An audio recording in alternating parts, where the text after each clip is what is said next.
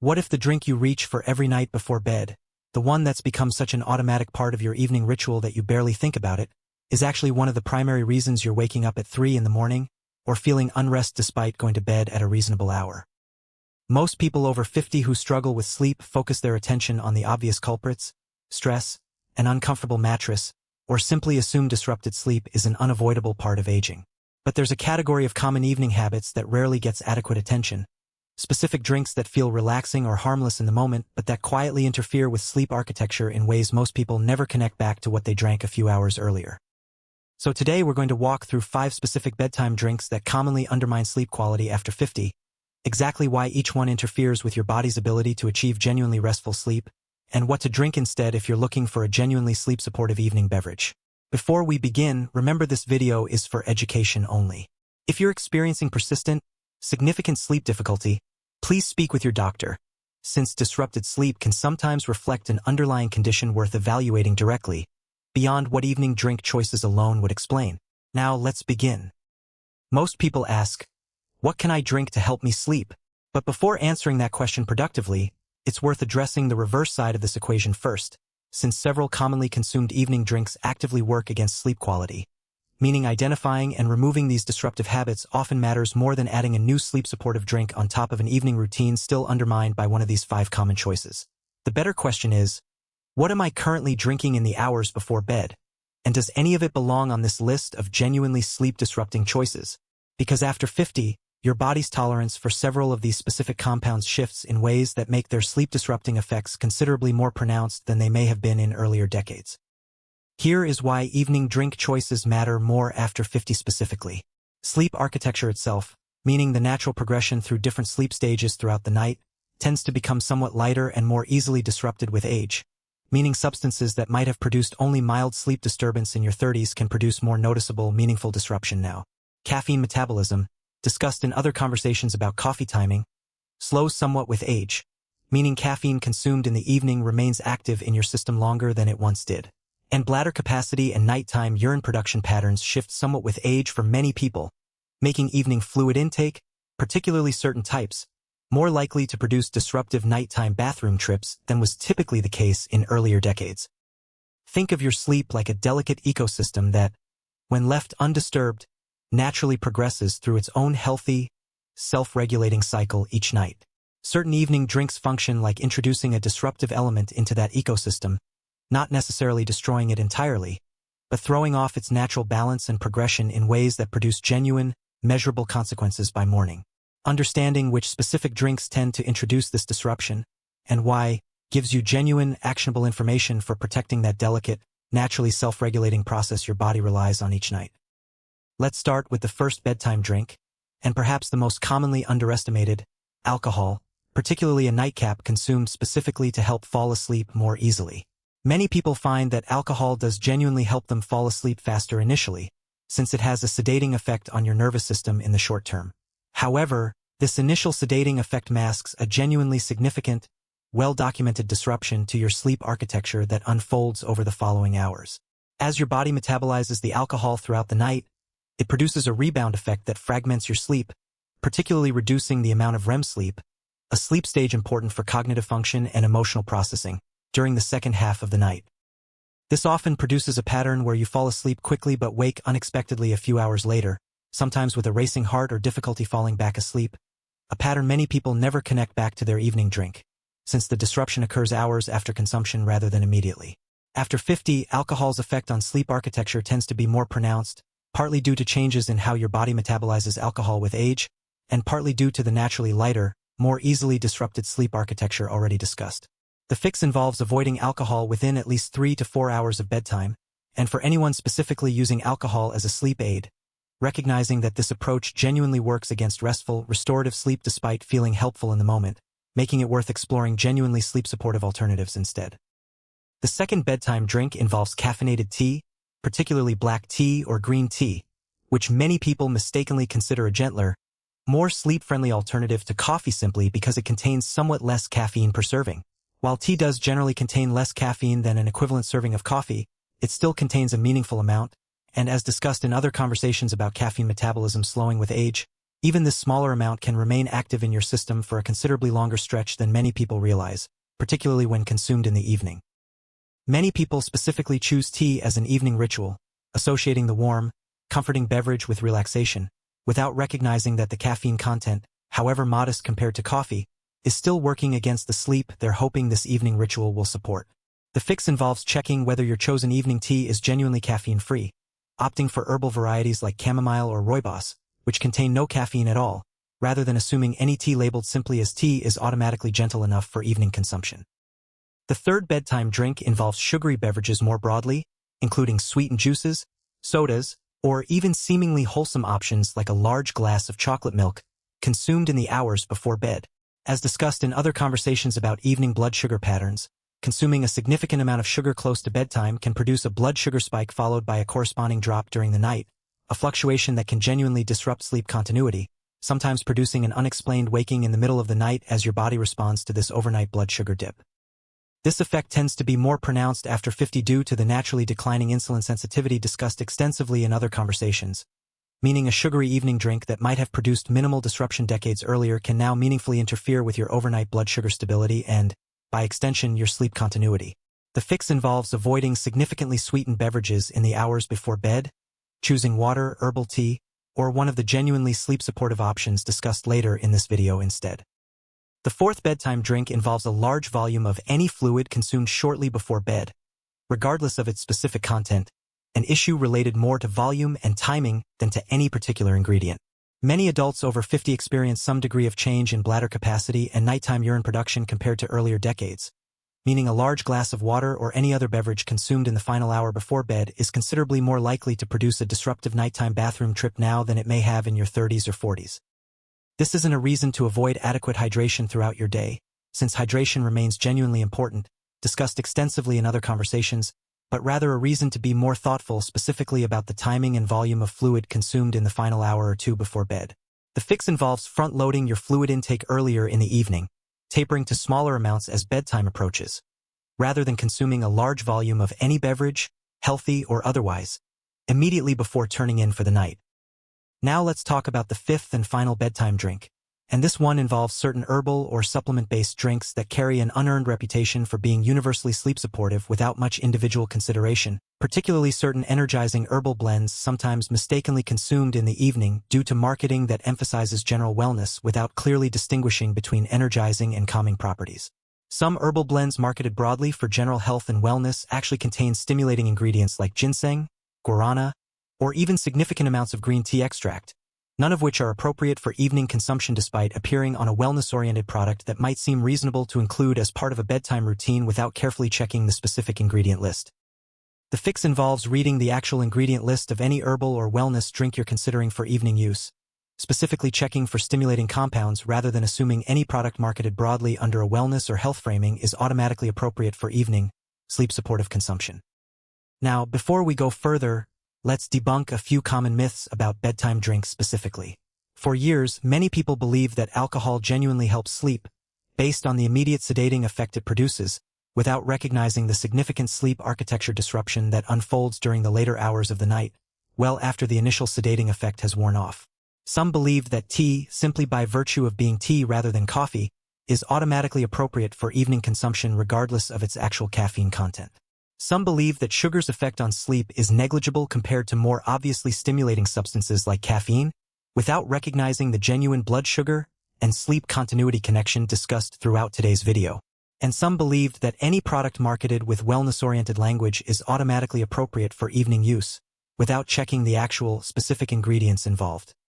But when we look at the actual mechanisms involved, the picture becomes considerably clearer and more actionable. The real questions are not simply, does this drink feel relaxing in the moment, or is it marketed with calming, wellness-oriented language? The better questions are, does this drink contain caffeine, even in a smaller amount than coffee? Does it contain significant added sugar likely to disrupt overnight blood sugar stability? Am I consuming a large volume close to bedtime regardless of content? Does this drink contain alcohol, which disrupts sleep architecture despite its initial sedating effect? And have I actually checked the specific ingredient list of any herbal or wellness product, rather than assuming its general marketing framing guarantees evening appropriateness? Now let's build a simple, practical framework for evaluating and adjusting your evening drink choices after 50. First, eliminate or significantly reduce evening alcohol consumption, particularly avoiding it specifically as a sleep aid,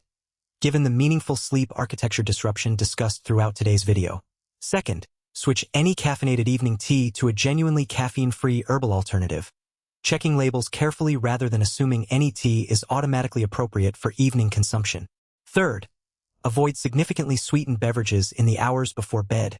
favoring water or caffeine-free herbal tea instead. Fourth, front-load your evening fluid intake earlier rather than consuming a large volume immediately before bed, tapering your intake as bedtime approaches to reduce disruptive nighttime bathroom trips. Fifth, carefully check the ingredient list of any herbal or wellness-marketed drink before evening use, specifically watching for stimulating compounds like ginseng, guarana, or significant caffeine content that wouldn't be obvious from general marketing language alone. Let's talk a bit more about what you might drink instead, since removing these 5 disruptive options is only half of building a genuinely supportive evening routine. Chamomile tea remains one of the most well-studied, genuinely calming herbal options, with some research suggesting mild sedative properties that may support the transition towards sleep, alongside being naturally caffeine-free. A small glass of tart cherry juice, in moderation given its natural sugar content, has been studied specifically for its modest melatonin content and has shown some promising results in research on sleep quality, though it's worth choosing a small portion given the sugar considerations already discussed throughout today's video. Warm milk, discussed in other conversations regarding its modest tryptophan content, remains a reasonable, traditional evening choice for anyone who tolerates dairy well. And plain water, while perhaps the least exciting option discussed today, remains a genuinely appropriate choice, particularly earlier in the evening as part of the front-loaded hydration approach already mentioned. It's also worth addressing magnesium-containing beverages specifically, since magnesium plays a genuine role in muscle relaxation and nervous system calming, discussed in other conversations regarding its broader relevance after 50. Some people find that a warm beverage containing a magnesium supplement, whether a specifically formulated magnesium drink mix or simply taking a magnesium supplement alongside a calming herbal tea, supports a more genuinely relaxed transition towards sleep, though this specific approach is worth discussing with your doctor first, particularly if you take other medications, since magnesium can interact with certain prescriptions and isn't universally appropriate for every individual situation. Without that direct conversation, let's talk briefly about an increasingly common evening habit worth addressing specifically: protein shakes consumed shortly before bed, often adopted with genuinely good intentions related to the muscle maintenance goals discussed in other conversations about age-related muscle loss. While the underlying goal of supporting protein intake in the evening is genuinely reasonable, and some research even suggests modest benefits to consuming protein before bed for overnight muscle protein synthesis, many commercial protein shakes and powders contain either significant added sugar or caffeine, sometimes both, depending on the specific product and flavor chosen, undermining the very sleep quality you're hoping to protect while pursuing this otherwise reasonable muscle-supportive goal. If you're specifically using an evening protein shake to support muscle maintenance, checking the label carefully for both added sugar and any caffeine content, choosing a plain or minimally sweetened option specifically formulated without stimulants, allows you to pursue this legitimate nutritional goal without inadvertently undermining your sleep through one of the mechanisms already discussed throughout today's video. It's also worth mentioning carbonated beverages specifically, even when caffeine-free and unsweetened, since some people find that carbonation itself, along with the gas it introduces into your digestive system, can contribute to bloating or mild digestive discomfort that interferes with comfortable, restful sleep, particularly when consumed close to bedtime. This effect varies considerably between individuals, with some people experiencing no noticeable issue from evening carbonated water, while others find it genuinely disrupts their comfort while trying to fall asleep. If you regularly consume sparkling or carbonated water in the evening and haven't specifically considered whether this might be contributing to any sleep discomfort, this represents a reasonable, low-effort variable worth testing by simply switching to still water for a week or two to observe whether your comfort and sleep quality shift as a result. Specifically as part of a relaxing evening ritual, and are hesitant to give this up despite understanding the sleep architecture concerns discussed today. This is a genuinely personal decision worth weighing honestly against your own priorities and how significantly your sleep quality is currently affected. If you're not currently experiencing meaningful sleep difficulty, an occasional evening drink, consumed earlier in the evening rather than immediately before bed, represents a more moderate approach than complete elimination, though if you are experiencing genuine sleep difficulty and haven't yet tried removing evening alcohol as a specific variable, this represents one of the more evidence-supported, concrete changes worth testing for a few weeks to observe whether your sleep quality genuinely improves as a direct result. Let's also briefly address decaffeinated coffee specifically, since many people who've eliminated regular coffee from their evening routine assume decaf represents an entirely equivalent, risk-free substitute worth reaching for instead. While decaffeinated coffee does contain considerably less caffeine than regular coffee, it's worth knowing that the decaffeination process doesn't remove caffeine entirely, meaning a cup of decaf still contains a small amount, generally somewhere between 2 and 15 milligrams depending on the specific brand and preparation method, compared to the roughly 95 milligrams typically found in a regular cup of coffee. For most people, this small remaining amount in decaf is unlikely to meaningfully disrupt sleep, particularly compared to the far more significant amounts in regular coffee or even caffeinated tea already discussed. But for anyone who's especially sensitive to caffeine, or who has already eliminated the other 4 drinks discussed today without seeing the sleep improvement they expected, this small remaining amount in decaf coffee represents one additional variable worth considering as a final step in troubleshooting your evening drink choices. And still aren't experiencing meaningfully improved sleep? This suggests that evening drink choices, while genuinely relevant for many people, aren't the primary factor driving your particular sleep difficulty, meaning it's worth exploring other contributing factors, including the sleep environment, screen used before bed, underlying stress, or other health conditions that might be affecting your sleep independent of what you're drinking in the evening. A conversation worth having directly with your doctor if sleep difficulty has persisted despite these evening drink adjustments. Let's also briefly address timing more specifically, since even genuinely sleep-supportive drinks can work against you if consumed too close to bedtime, connecting back to the volume and timing consideration discussed as the 4th mistake. Even caffeine-free, low-sugar options like chamomile tea or warm milk are generally better consumed at least 30 minutes to an hour before bed, rather than in the final few minutes before turning in, allowing adequate time for any fluid to be processed before you're lying down for an extended period, reducing the likelihood of a disruptive nighttime bathroom trip regardless of how sleep-supportive the beverage's actual content might be. Let's also mention how these evening drink choices connect to the broader evening and morning routine topics discussed in other conversations.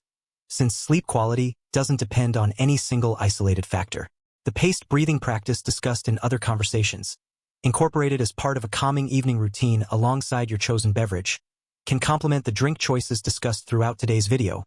working together to support the nervous system calming needed for genuinely restful sleep. Similarly, the morning routine adjustments discussed in other conversations, including consistent wake times and morning light exposure, work alongside your evening drink choices to support your body's overall circadian rhythm, meaning these various evidence-supported habits reinforce each other as part of a broader, cohesive approach to sleep quality after 50, rather than any single evening drink adjustment functioning as a complete, standalone solution. Now let's summarize everything in a simple way. 5 specific bedtime drinks commonly undermine sleep quality after 50, including alcohol, which produces an initial sedating effect but genuinely disrupts sleep architecture during the second half of the night.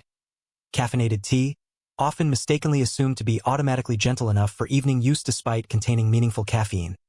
Sugary beverages, which can produce disruptive overnight blood sugar fluctuations particularly relevant given naturally declining insulin sensitivity after 50. Large volumes of any fluid consumed immediately before bed, which increase the likelihood of disruptive nighttime bathroom trips given age-related changes in bladder capacity. And herbal or wellness-marketed drinks containing unexpected stimulating ingredients that aren't obvious without checking the actual ingredient list. Addressing these 5 common mistakes, while replacing them with genuinely calming alternatives like caffeine-free chamomile tea, modest tart cherry juice, or warm milk, consumed with adequate time before bed rather than in the final minutes beforehand, represents a genuinely evidence-supported approach to supporting better sleep quality through your evening drink choices specifically. But remember, evening drink choices represent one meaningful piece within a broader picture of sleep quality, working best alongside other supportive habits like a calming evening routine, consistent sleep timing, and appropriate morning light exposure, rather than functioning as a complete, standalone solution capable of resolving significant sleep difficulty entirely on their own. So tonight, take a moment to honestly consider what you typically drink in the hours before bed, and see whether any of today's 5 common mistakes apply to your own current routine. Consider swapping just one of these choices, whether it's your evening glass of wine, your cup of regular tea, or a large glass of water immediately before bed, for a genuinely sleep-supportive alternative, and give this single adjustment a few nights to see whether it makes a genuine, noticeable difference in how rested you feel by morning. Now, I want to hear from you. Which of these 5 bedtime drinks did you recognize in your own evening routine? And have you noticed any connection between what you drink before bed and how well you actually sleep? Share your experience in the comments below. Your story may help someone else watching this video reconsider an evening habit they've likely never connected back to their sleep quality before. If this video helped you, please like, subscribe to Nutri, and turn on notifications so you don't miss more simple, practical health strategies for adults over 50. And next, watch our video on what happens to your arteries when you eat oatmeal daily, because small, informed adjustments like these, whether in what you drink before bed or what you eat each morning, quietly shape your long-term health in ways most people never fully connect together.